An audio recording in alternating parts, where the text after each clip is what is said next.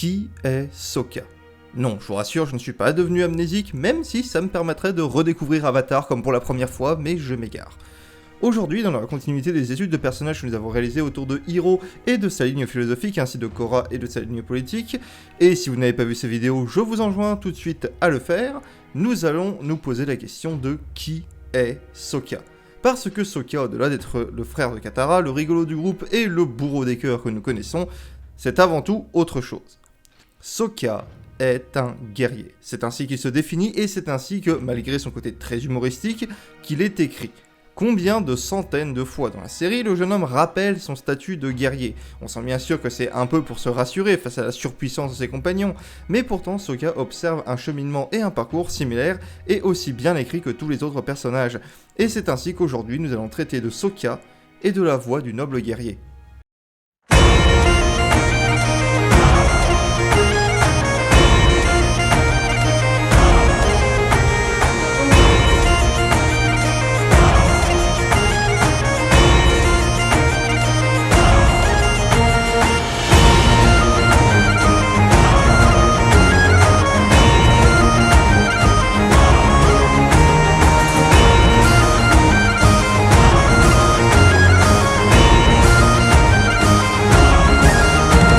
Alors, tout d'abord, il faut définir ce que j'entends par la voix du noble guerrier, car c'est un terme qui veut à la fois tout et rien dire. Il existe autant de voix du guerrier qu'il existe de guerriers, bien sûr, mais l'on peut tout de même désigner plusieurs types de voix qui rassemblent en leur sein des principes directeurs. La chevalerie en Occident, par exemple, même si c'est un terme très large, j'en conviens, c'est un code, une voix avec des principes que sont censés suivre les adeptes. Mais du coup, quels sont donc les préceptes de Sokka? Quelles sont ses valeurs cardinales à lui? Au-delà bien sûr de son comportement de tous les jours, son humour, etc., etc.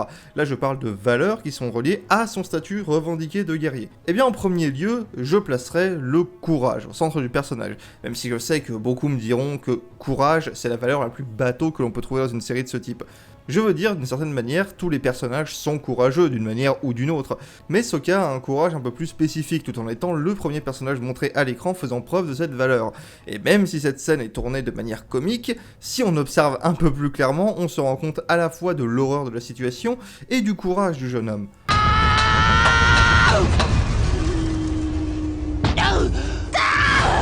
Concrètement, c'est un enfant qui charge tout seul des soldats adultes avec la certitude de mourir.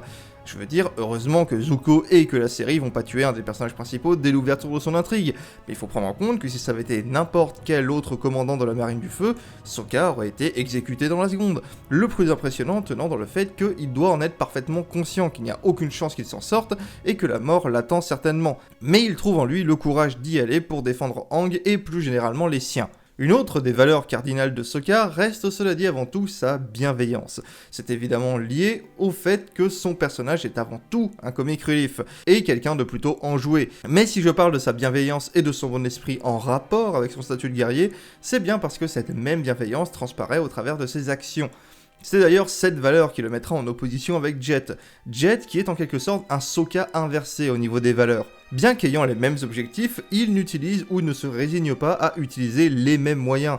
Et c'est cela qui va marquer leur opposition et leur affrontement. Sokka, bien qu'en guerre contre la Nation du Feu, refuse de mettre en danger la vie d'innocents, et ce qu'ils soient de sa nation ou non.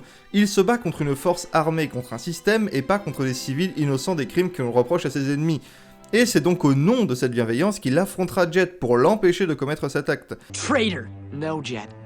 You became the traitor when you stopped protecting innocent people. En ne laissant pas son sentiment de revanche supplanter son sens de la justice, en traitant ses ennemis mieux qu'ils ne l'ont traité, dès la saison 1, Sokka nous montre qu'il est sur la voie du noble guerrier, à l'inverse de Jet qui s'engage lui sur une route autodestructrice qui le mènera à sa perte. Don't worry, Katara. I'll be fine.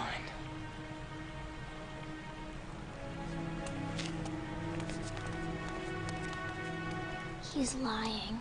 Mais ce n'est au final que le début de son voyage. Dans sa grande qualité, Avatar offre bien évidemment une évolution à ce personnage, passant pour secondaire mais pourtant capital. Sokka va apprendre énormément de choses sur son chemin, et l'une des premières leçons qui deviendra une nouvelle valeur cardinale pour lui, et son statut de guerrier, c'est avant tout le respect. Et comme bien des personnes, c'est une femme qui va lui offrir cette leçon. La rencontre de Suki est un énorme apprentissage pour le jeune homme, et certainement la découverte pour lui de certains kinks au passage. En étant mis en contact avec une société guerrière extrêmement différente de la sienne, il va tout d'abord s'y heurter, sa fierté lui commandant de prouver qu'il est supérieur à cette autre voie du guerrier. Se prenant une rouste bien méritée, il va devoir admettre que son seul savoir ne lui permettra jamais d'être un guerrier et un humain accompli. Ainsi, il accepte de se faire initier à ces nouvelles techniques de combat et aux us et coutumes de ces guerriers pour améliorer la personne qu'il est. I would be honored if you would teach me. Even if I'm a girl? I'm sorry if I insulted you earlier.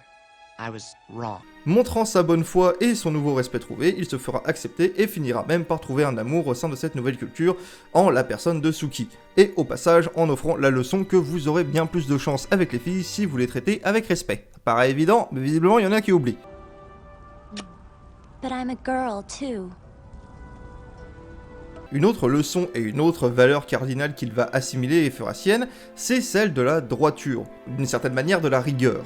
Mis face à un grand maître en son domaine, il comprendra que s'il veut s'accomplir, il doit se soumettre à un entraînement rigoureux et prendre son rôle de guerrier plus au sérieux. Il doit comprendre que lui-même est sur un chemin et ainsi avoir un objectif et une motivation. Maître Piandao lui montre en réalité le chemin que suivait Sokka sans s'en rendre compte. Ce qui est intéressant, c'est que Sokka attire son attention car il possède déjà une qualité et une autre valeur cardinale nécessaire à cette voie du noble guerrier qu'il le voit arpenter.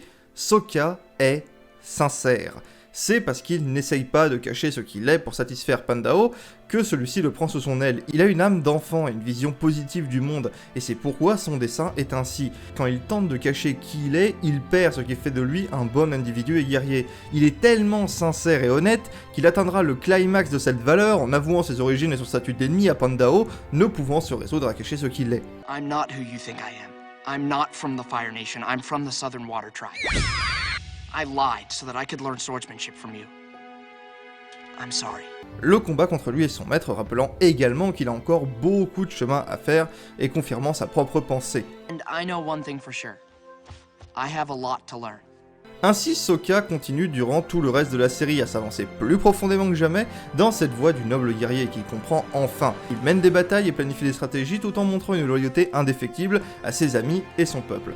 Et par toutes ces valeurs, Sokka nous indique qu'il suit une voie du guerrier bien réelle, que, encore une fois, les créateurs ont, que ce soit dans le parcours philosophique d'Hiro ou celui de guerrier de Sokka, tiré leurs influences de vrais mouvements et concepts.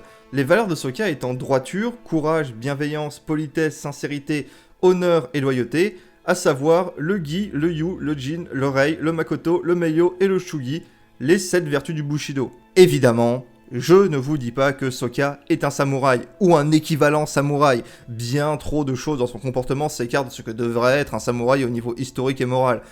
Par exemple, le manque évident de daimyo ou de spiritualité du jeune homme. Ce que je veux dire, c'est que Sokka, bien qu'étant tout à fait lui-même et son propre individu, suit une voie du guerrier qui garde sa pertinence par son inspiration, tout comme Hiro n'est pas un mozi au pur sens strict du terme, alors que sa philosophie suit grandement les principes du moïsme. Par cette étude sur le personnage de Sokka, certes un peu plus courte que les autres, mais c'est un personnage plus secondaire, et son voyage de noble guerrier, je voulais m'attarder avec un peu plus de sérieux sur un personnage qui n'est que bien trop souvent relégué au rang de personnage secondaire et de comic relief. Sokka dispose d'un des arcs narratifs les plus intéressants d'Avatar, car il reste de loin le plus discret et le plus diffus. Il aurait été extrêmement facile pour les créateurs de faire l'impasse sur cela, et de juste laisser le jeune homme dans son rôle de second couteau, tout en parlant de la relation avec son père, les responsabilités qui lui sont tombées dessus à un très jeune âge, la relation avec sa sœur, qui sont aussi des thématiques qui tournent autour de Sokka, mais là j'ai voulu vraiment m'intéresser sur le côté guerrier du personnage. En lui offrant un vrai voyage thématique aussi puissant que subtil, ancré dans la réalité par son inspiration du Bushido, les créateurs s'assurent de faire Sokka le personnage culte dont tout le monde se souvient, tout en proposant une magistrale leçon d'écriture de personnages secondaires. Quant à moi, je vous dis à bientôt et salut.